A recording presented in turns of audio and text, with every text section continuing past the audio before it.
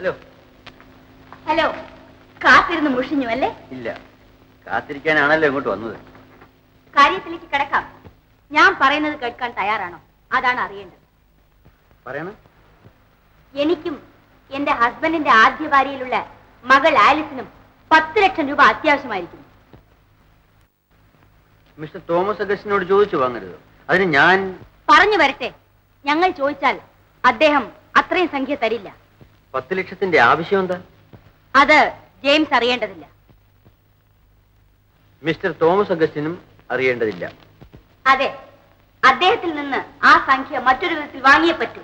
അതിന് നിങ്ങളുടെ സഹായം എനിക്ക് ആവശ്യമാണ്. 1 ലക്ഷം രൂപ നിങ്ങൾക്കുള്ളതാണ്. സന്തോഷം. പക്ഷേ ഹൃദയം തുറന്ന് സംസാരിക്കുന്നത് നല്ലതാണെന്ന് തോന്നുന്നു. ആരെങ്കിലും ഭീഷണിപ്പെടുത്തിയിട്ടാണോ ഈ 9 ലക്ഷം രൂപ വാങ്ങിക്കുന്നത്? അല്ല. പിന്നെ? ചോദ്യങ്ങൾ പിന്നീടാവും. പണക്കാരുടെ മക്കളെ തട്ടിക്കൊണ്ടുപോയി ഒഴിവിൽ നിർത്തി തിരിച്ചുവിടണമെങ്കിൽ ആവശ്യമുള്ള പണം തരണമെന്നും അല്ലെങ്കിൽ എന്തിനും മടിക്കയില്ലെന്നും ഭീഷണിപ്പെടുത്തി വലിയ വലിയ തുകകൾ ചില ഗൂഢസംഘങ്ങൾ വാങ്ങാറുണ്ട്. അങ്ങനെ വല്ലതിനുമാണ് നിൽക്കേണ്ടി വരുന്നതെങ്കിൽ ചെലവായ പണം ഒഴിച്ച് ബാക്കി മടക്കി തന്ന് ഇപ്പോഴേ ഞാൻ ഒഴിഞ്ഞോളാം. എന്റെ ബാഗിൽ നിന്നും 100 രൂപ മോഷ്ടിച്ച നിങ്ങൾ അത്ര പെട്ടെന്ന് എന്നിൽ നിന്നും രക്ഷപ്പെടാന്ന് കരുതുന്നുണ്ടോ? നമുക്ക് അത്രയ്ക്കൊന്നും പോകണ്ട. ആലീസ് സ്വന്തം മനസ്സാലെ ഒളിവിൽ നിൽക്കും. എങ്ങനെയെന്നും എവിടെയെന്നും ഉള്ള കാര്യങ്ങൾ പിന്നീട് നിശ്ചയിക്കാം. എന്നിട്ട് അവളുടെ ഡാഡിയിൽ നിന്നും 10 ലക്ഷം വാങ്ങി 9 ഞങ്ങൾക്ക് തരിക. 9 രൂപ മതി? നോ, 9 ലക്ഷം. എന്നിട്ട് ആലീസ് വീട്ടിലെത്തും. പറയാൻ എളുപ്പമാണ്, പക്ഷേ പ്രവൃത്തിയിൽ കൊണ്ടുവരാൻ പറ്റിയെന്ന് വരില്ല. ഭീരു, നിങ്ങളുടെ സത്യസന്ധത കൊണ്ട് എന്ത് നേടി? ഇവിടെ പണമാണ് വലുത്. കാര്യമെല്ലാം ശരി, പക്ഷേ ഒരു പക്ഷേയുമില്ല. പോലീസ് അറിഞ്ഞാൽ? മിസ് ആലീസിനെ കാണാതാകുന്നതോടെ മിസ്റ്റർ തോമസ് അഗസ്റ്റിൻ പോലീസിൽ പരാതിപ്പെട്ടാൽ, ഞാൻ വീണ്ടും ജയിലിലായാൽ? അങ്ങനെയൊന്നും സംഭവിക്കില്ല. പോലീസ് അറിയുമെന്നായാൽ ഞാൻ എന്റെ ഹസ്ബൻഡിനോട് സത്യാവസ്ഥ തുറന്നു പറഞ്ഞ് മിസ്റ്റർ ജെയിംസിനെ രക്ഷിക്കും. അല്ലെങ്കിൽ തന്നെ ജെയിംസ് എന്ത് ചെയ്യാൻ പോകുന്നു? ഞങ്ങളുടെ പണം വാങ്ങി ഞങ്ങൾക്ക് എന്നെ തിരിച്ചു തരാൻ പോകുന്നു.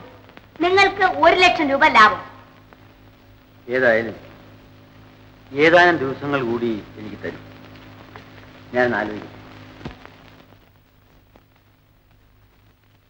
മറ്റന്നാൾ രാവിലെ 7 മണിക്ക് ഈ നമ്പറിൽ വിളിക്കണം.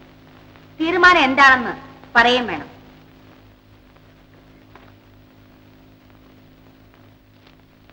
Good night. Good night. 1 minute please. Excuse me, mister Thomas അഗസ്റ്റിന്റെ മകളുടെ പേര് എന്താണെന്നാ പറഞ്ഞത്? Miss Alice. Miss Alice Augustine. Miss Alice. Miss Alice Augustine.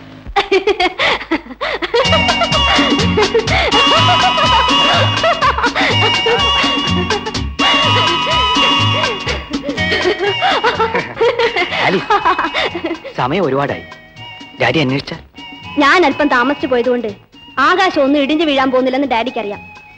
എന്റെ പ്രായത്തിലുള്ള സ്വാതന്ത്ര്യം ഡാഡി എനിക്ക് തന്നിട്ടുണ്ട്. അറിയാം, ഭർത്താവിനെ തിരഞ്ഞെടുക്കാനുള്ള സ്വാതന്ത്ര്യം പോലും തന്നിട്ടുണ്ടെന്ന് അറിയാം. പക്ഷെ ആ ഭർത്താവ് എന്നെപ്പോലും നിർത്തനായിരിക്കരുന്ന് അദ്ദേഹത്തിന് നിർബന്ധവുമുണ്ട്. അല്പം കൂടെ ക്ഷമിക്കൂ ജോണി. ഡാഡി അനുവദിച്ചില്ലെങ്കിലും നമ്മുടെ വിവാഹം നടക്കും.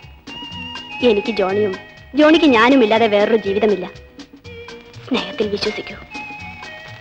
ഇത്തരം ഭംഗിയുള്ള വാക്കുകൾ ആദ്യത്തെ കാമുകന്മാർ മുതൽ പറഞ്ഞു തുടങ്ങിയിരിക്കും. എന്റെ ജോണി പഠിച്ചു പഠിച്ചു വലിയ ഡോക്ടറാവും.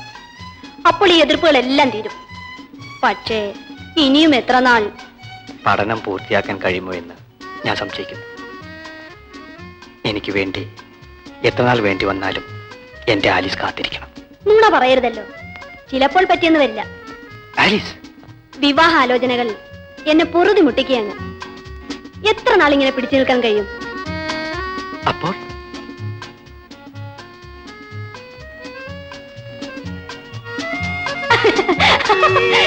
നാണമില്ലല്ലോ ഇങ്ങനെ പെണ്ണുങ്ങളെ പോലെ കരയാൻ.